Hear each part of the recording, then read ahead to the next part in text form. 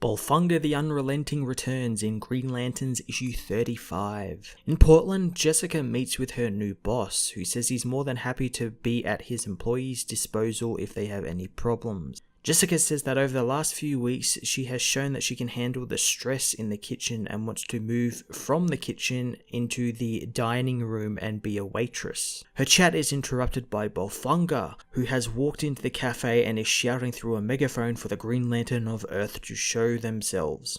Jessica tackles him outside, angered that the warlord has interrupted her meeting with her boss. Bolphunga continues his tirade, demanding to face the Green Lantern in a duel, but Jessica is uninterested in his Shakespearean outbursts. At the Lantern's sector house, Simon is awakened by Jessica contacting him for some aid. Suiting up, Simon says goodbye to his date, whom he found on a convenient new superhero dating app. His date, a hero named Night Pilot, says that it was nice to meet him, but she doesn't really want to go any further with a man who is essentially squatting in a sector house. On Angara, Regent Vok is met by Vigilus Tet, who takes her to Commodore Peist's corpse. Vox wants to know what happened, and Tet said that he was killed by a military model weapon that anyone has access to. But they also find a gel-type substance around his skin, indicating that a Molite might be the one who killed him. Heading to meet Jess, Simon is briefed on Bolphunga and his recent exploits and run-ins with the Green Lantern Corps.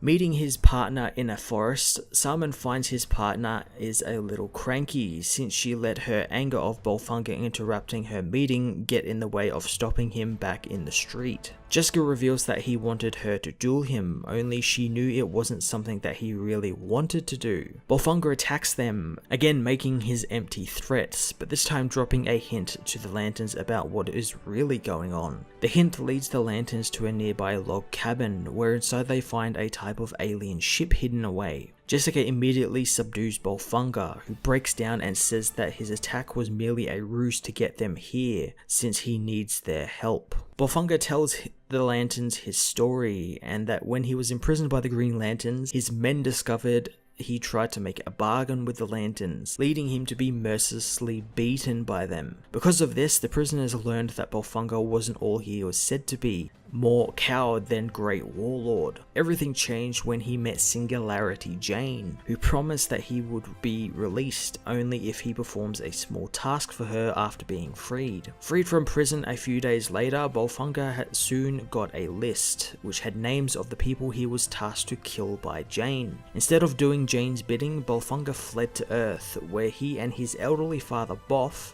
who was one of his targets, now hide. He has asked for the Lantern's help because he has received another note from Jane, who vows her revenge against him. On Mogo, John is contacted by Simon, who fills him in on Bolphunga's story. John immediately dismisses it as Singularity Jane was really a woman named Lydia Blopp, who was an actual pro bono lawyer who secured his freedom legitimately, and thanks to Bolphunga escaping, he has defied his terms of release. While the Lanterns figure out if they need to arrest him, Singularity Jane arrives on Earth, stopping a trucker whom she kisses, sucking out his soul and leaving only his skin.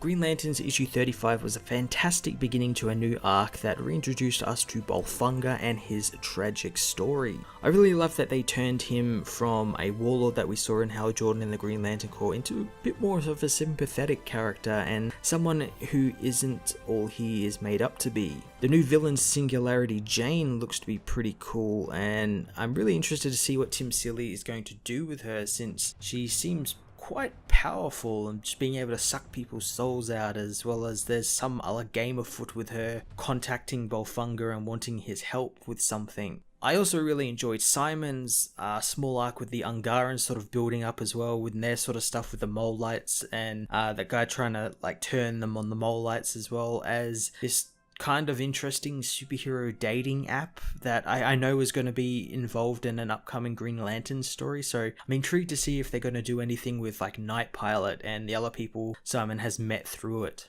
I'm going to give this issue a 9 out of 10. Hey everyone, thanks for watching my newest video. If you enjoyed it, you might also like to check out my other reviews here on my channel. You can also follow me on various social media platforms like Twitter by searching Matt_FOS, or even join the Comic Multiverse Discord server and chat with other comic book fans, including myself and Joel from Cape Joel. Want cheap comics and trades? Head over to the book depository with the link in the description to get the cheapest trades and comics around, along with free shipping anywhere in the world. Until next time, this has been Matt of the Fortress of Solitude. Thank you so much for watching.